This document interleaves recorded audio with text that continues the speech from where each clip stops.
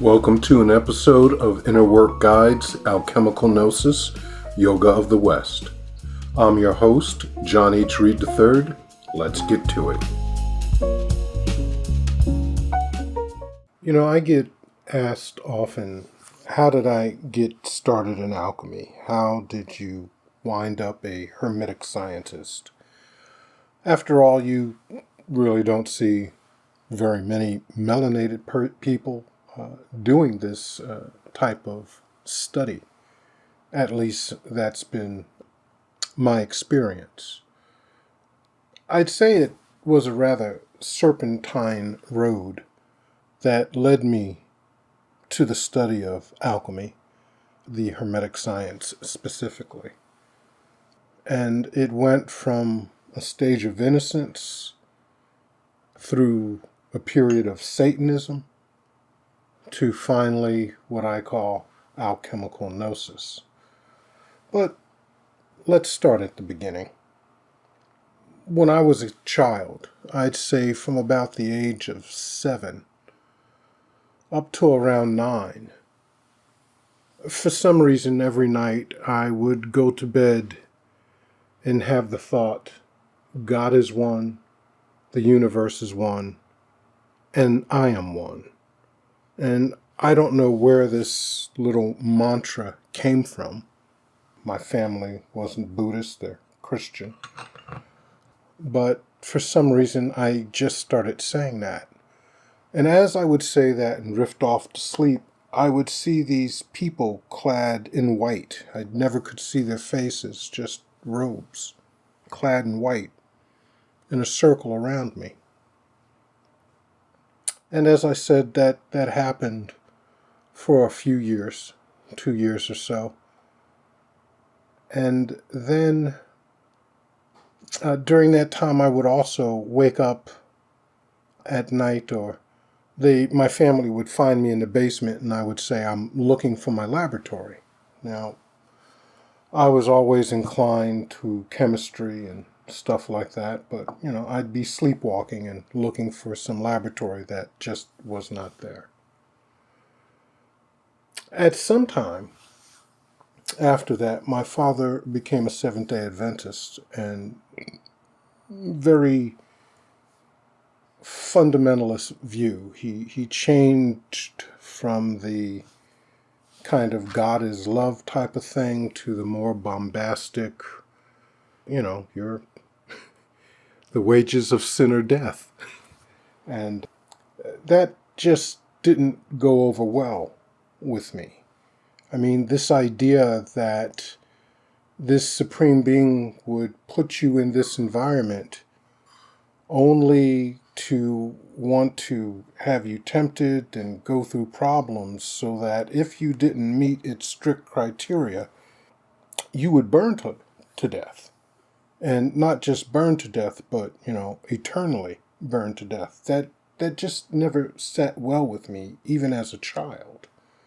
And I developed this anger toward, and I guess one could even say a hatred towards a God that would do that. I was willing to fight against it. I mean, I didn't see anything wrong with the world. Now, mind you, I was born in the 60s, and yes, there were plenty of problems in the United States. Being a melanated person, I wasn't living down south, but believe me, the challenges of living in an 97% Caucasian neighborhood had its specific challenges, and let's just say that it wasn't, you weren't welcomed with open arms and understanding.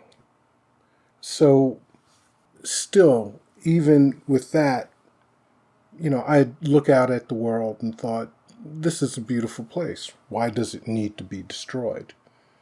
I can tell you one thing, that if you've ever seen a person being burned to death, which I have in real life, there was an accident, and the smell and the sounds never leave you. It's horrible. Of course, I didn't know that as a child, but still the unfairness of this proposition about do as I say, and if you make this slight mistake, or somehow or another, if you don't measure up, I'm going to destroy you and not just kill you, but make you suffer for all eternity. Just, it didn't equate in my mind. And so there was a period of anger. But, back to how I got into this, I decided that, why serve in that type of heaven, which just seemed unjust? I mean, as a kid, before I went into puberty, I was fine. And then all of a sudden, because I get an erection, I'm sinning. I didn't ask for that. I was happy to be a kid. And then all of a sudden now I have this other superset of problems. So my thinking was, hey, listen, why this is unjust, this isn't fair. I don't see why anybody else can't see this, but I'm not going to play along with that game. So I jumped straight into Satanism.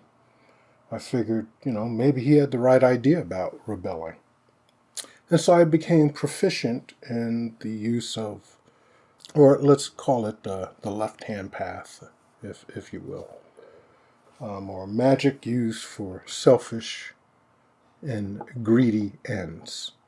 I can say I got into magic for money, power, and women. And I became quite proficient at using that to get those things. Fast forward a few years, I graduate from high school. Yes, all my high school friends know John's into the left-hand path and doing weird stuff, and that was just kind of my persona. So I join the Air Force, and I get to Texas, and when I muster out of the Air Force, I'm searching for my way. And a friend of mine had mentioned a psychic, a woman who was a psychic. I actually went to see her son first, and he was the one, John Ketchings, told me to go see his mother, because at that time I had a bent towards, or a perspective of life that wasn't conducive to being a good citizen. I'll put it like that. And so anyway, I go see Miss Ketchings, who's John's mother, and she gives me a reading and tells me all kinds of interesting things about myself, even some past life things. And she invites me to come to a psychic fair. She says I'll meet someone there that will give me more information. So I'm skeptical, but, I'm still intrigued by her. So I go to this psychic fair. I'm milling about, and there's this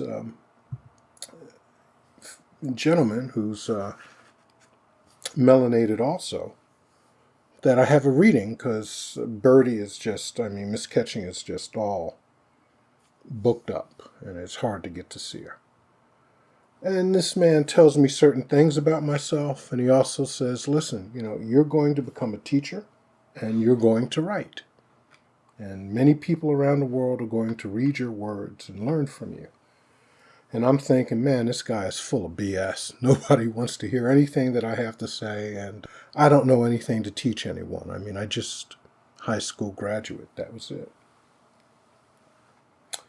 So I continue living my life of just taking, basically. I'm gainfully employed, but I'm using magic to get ahead. And I finally come to a point where I'm like, I want to get even deeper into this magic. So there's some spiritual story. I don't know how I found that particular place. I don't remember who told me to go to that place.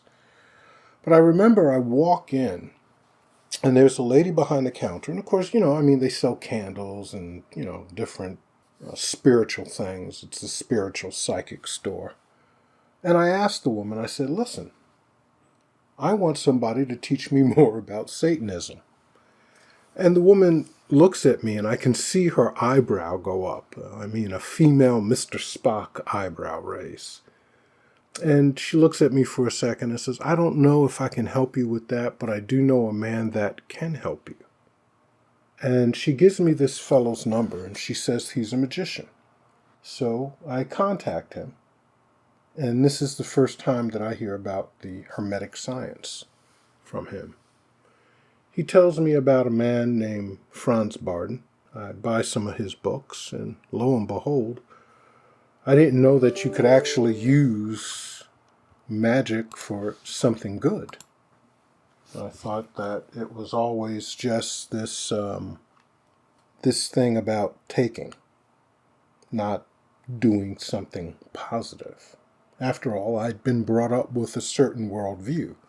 Now, I really believe that there was God and devil. It's just that things were kind of transposed in my mind. The way God had been presented to me was this really odious tyrant, not a loving being that was understanding. But I work with this Hermetic scientist, and he eventually gets me to give up Satanism. And I remember when he took my implements, I tried to get him back, and he wouldn't give it back. And man, I felt disenfranchised, disenchanted, like I'd lost all my power. And problems just started happening. I remember one day I was driving to go to a job interview. I was living in Fort Worth at the time. The interview was in Dallas. And as I go there, I ran out of gas. And so I have to go and get some gas. I don't have a gas can. And the guy at the gas station says, well, you leave your license and, pay for the gas. And I did. And I go back, and when I get back to my car, I see my hood is up. And lo and behold, someone had stolen my battery, but not just stolen my battery, cut the cables. So, they didn't just use a wrench to loosen the cables. They cut the cables so they could steal the batteries and punctured my tire. I am beside myself. And so I walk back to the gas station with the guy's gas can, and he's like, well, where's your car? And I tell him what happened. And he said the strangest thing to me. He said, I don't know what you've been doing with your life, but you sure as hell are paying for it now. Well, I mean, it's been 6 months since I'd done magic, maybe closer to a year, maybe 9 months. And I remember walking back, and I am just frustrated. I'm like, look, I gave up all this stuff. There's supposed to be this beneficent being. Where are you? Where's my comforter? I'm not doing the bad stuff or what is bad or considered bad. I need help. And at that very moment, a car pulls over. And this man gets out of the car. And he has a countenance that immediately puts me at ease. I'd never seen a person radiating such peace before in my life. He walks up to me and he asks, what's wrong? And I tell him, and he says, okay, no problem. Get in the car. I get in the car with him. We go back to the gas station. He buys a battery and cables, electric tape, and buys a tire, and goes back with me to my car, fixes the battery, and puts a new tire on. He says, oh, by the way, you're going to need to get that balanced, and don't worry, you're going to get the job. Now, I realized later that when I was eating, that I had not told the fellow about the job, that I was there for a interview. As a matter of fact, I didn't have any more money after I had spent that $20 for the gas because I was running on fumes at that time. And he actually gave me some money and said, go get something to eat. And by the way, yeah, you're going to get the job. And I was amazed at this, and sure enough, I get the job. Sometime later, the Hermetic scientist I met tells me about alchemy, and he gives me my first book on alchemy. And I remember when he handed it to me, he said, listen, if you ever find the elixir, you have to promise me that you will share it with doctors freely. That's the only oath, actually, that I've ever made in alchemy. And I remember saying in an offhanded way, yeah, whatever, man, just give me the book. And he held on to it and said, no, look at me. And I looked him in the eye, and he said, promise me. And I said, okay, fine. I promise. If I ever find the elixir, I didn't know what that was really, just I'll share it freely. After that, he gave me the book, and I never saw the man again. Could not find him, could not contact him. But the seed had been planted. And I read this book, and I remember I tried one of the experiments in it. It had to do with light converting silver nitrate or something like that to gold. And I built this weird apparatus with a Fresnel lens to try and do that. And all my Texas neighbors are sitting there thinking, that boy from New York is crazy. He's sitting out there in the middle of the Texas sun in summer with this weird box focusing the sun's rays. Sometime after that, obviously the experiment did not work, but there was some really good information in that book that I got for later years that I still use in my work, especially how to make vegetable glass and how to make tinctures from crystals. If you understand the book, it actually gives good instruction. Sometime after that, because the book had been published by Sam Weiser, I actually reached out to Sam Weiser. I called the company. This was pre-internet days, folks. This is the mid-'80s. And there was a guy, I believe his name was Glenn Houghton. He worked in their antiquarian department. And somehow or another, I got him on the phone. I don't know how, because I did not ask for the antiquarian department. But I was looking for more books on alchemy, and I figured, well, they published this one. They must have others or recommendations. I didn't know anything about where to look, what to do. And he said, well, we do have a book, but it's out of print, The Alchemist's Handbook by Frater Albertus. It's going to come back in print sometime, but I don't know when. But we do have a limited number of another of his books called The Alchemist of the Rocky Mountains. And I bought that book. And it wasn't too long after that I just became absolutely enamored with alchemy. About a year after that, I moved back to Fort Worth. I had moved to Dallas in the interim. And I moved back to Fort Worth, and I decided, you know what, I'm going to apply to go to Paracelsus College. And this was in '84. So Frater Albertus had died. I missed that opportunity. And I remember thinking, man, this is crazy. I wanted to learn from this man so badly. I mean, I was willing to go there and be the janitor. If they would give me a cot and food, I would clean as long as this guy taught me. Just teach me, please. I don't know why, but this flame had been ignited in me. And so I contact the college. I'm interested in getting any of his writings that I can. And the lady who was there, a lady by the name of Olive Vandermuren, I believe, said, well, we don't have anything, and the doors are going to be closed in a couple of months. The money, whatever was there in the fund, was about out, and that's that. She said, I have one copy of everything. Alchemical lab bulletins, Parachemes, Essentia, Men in the Cycle of the Universe, his astrocyclic pulsation charts, his golden manuscripts. How much is everything? And she said, I can hold it for 2 weeks, and it's going to be about $500, shipping included.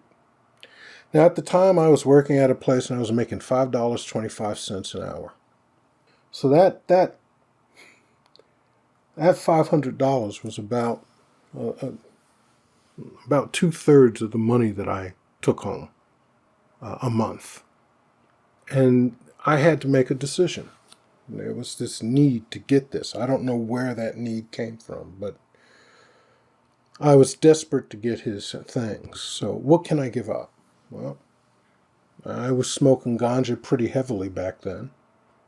Who knew me back then would have told you John wouldn't give up ganja for anything, but I gave up a month of ganja. Still, it wasn't enough. I mean, it's not the stuff that you have available today. That was just crappy weed. But then I had to give up cutout cable. There still wasn't enough. Look, the only things that I couldn't give up was rent. I needed a place to live. And gas money. So after giving up weed and cable, there really was only one other thing left. And that was the money for food for 2 weeks. And so I look in my cupboard and there's just flour, salt, pepper, and coffee. No sugar, no yeast, nothing else, just that. And I look at the money that I have for my food, and don't you know, it comes, when I put it all together, it comes to exactly what I need to get those books. So I have to make a decision. Do you want these books? How badly do you want them? You want them bad enough not to eat for 2 weeks? Well, I had hardtack for 2 weeks. That's some nasty tasting stuff. And I used to be a professional baker, so it was really strange to me that I had flour, salt, and pepper, but no yeast in the house. That was just strange. And I learned to enjoy black coffee. I loved black coffee at the end of those 2 weeks. I'm back to using cream now, but at that time, I got used to it.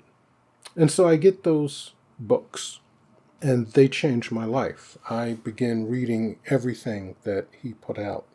And it soon became apparent to me that there's some instruction here. One of the things that Frater would tell people is that the year before you're to study, not to do any work, to immerse yourself in nature. By this time, it's the late 80s, and that oil crisis had come to Texas, and I didn't have any money. I was working as a photographer at the time. I had to come back home to New York, live in my dad's house, the place that I used to look for my laboratory as a young man. So I get back to New York. I start doing this thing that I call the vigil of nature, following Albert's rules, the scant rules that he had left, which was basically to study alchemy. And the interesting thing is that the alchemical lab bulletins, there are 53 of them. So if I studied one each week, by the time I got to the 53rd one, I would be able to start doing the work. Now, this was a test or a trial in and of itself, because there were a lot of simple experiments that one could do with mason jars, or, to make oil of iron in a very simple way. You can just get iron oxide, pour acetone over it. It has a reaction, or a catalytic reaction. A hydrocarbon is formed, and boom, you've got what they call the oil of iron. Or making simple plant extracts with mason jars. That was a trial not to do that. It was also a trial to go out into nature every day, to just stand and expose myself to the elements. Now, of course, I'm wearing a coat, but, standing outside during the rain and snow in the winter is not fun. And you're sitting there asking yourself, why am I doing this? This crazy old man is dead, and you're sitting here doing something that, this is ridiculous. And I lived in a pretty nice spot. There was a lake literally right down the street, nice little lake. I remember as a kid we used to go there and play Knights of the Round Table. And there was this rock formation that we called the Spine of the Dragon. It actually looked like a spine jutting up out of the earth. And I spent an entire year going to that spot, looking over that lake, experiencing nature and my emotions as Frater Albertus had instructed. At the end of that year, I began making my first alchemical products, simple extracts. And Frater always said, he always wrote, alchemy raises your vibrations. And I never stopped to think, what does that mean? So when I started taking these products, I'm not sure what I expected to happen, but what happened is not what I expected. And I'd used a lot of drugs in my life, psychedelics. And, I knew, because I had been trained as a medical lab tech in the Air Force, that rosemary, chamomile, caraway, they're not psychoactive in normal doses. Okay, and the stuff that I made wasn't concentrated. There wasn't anything, super duper about it. But when I started taking it, I started having these initiatory dreams. And they started telling me how to do work in the laboratory. And the crazy thing is when I put to practice what I had seen and was told in the dreams, it worked. It worked. And I had wondered about my sanity because I'd never heard of anything like this. I knew LSD would make you trip, but not rosemary or chamomile or horsetail. Come on. And I had a lot of different initiatory dreams, and I guess I'll go into that in another recording. But what happened is that the crux of all of that was the writing of my book that's on the Alchemy website, my practical course in alchemy. A rather unique way of doing the alchemical plant work that people weren't doing or able to do in that way. It exactly mirrored what the older adepts had written about in the major arcana.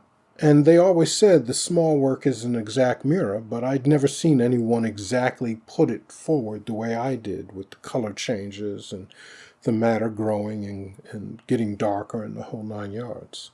And it wasn't until a few years after all of that when I went to a Philosophers of Nature conference where a fellow by the name of Eves was speaking about alchemical initiation and how it mirrored certain aspects of the Tree of Life and how you would have certain dreams for a different Sephiroth. And I swear all the dreams that man detailed were the dreams that I had.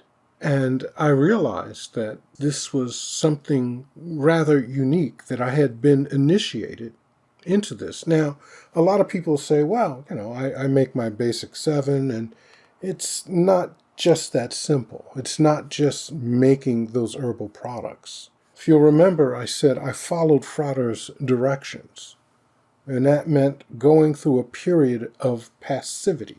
As Frater would say, a rise is always preceded by a fall, or a period of inactivity precedes that of perceived growth. Sort of like the winter.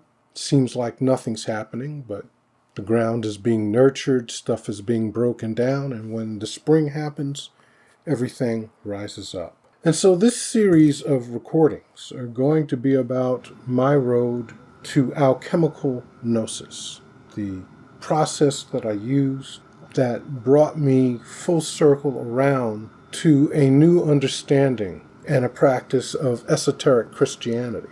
As I tell my students, what if that mandate to go and tell the world about the light of Christ had nothing to do with proselytizing to the world, but rather it was about bringing that light inward, to finding a way of radical self-acceptance, of radical self-compassion, and yet holding oneself sternly accountable for their actions.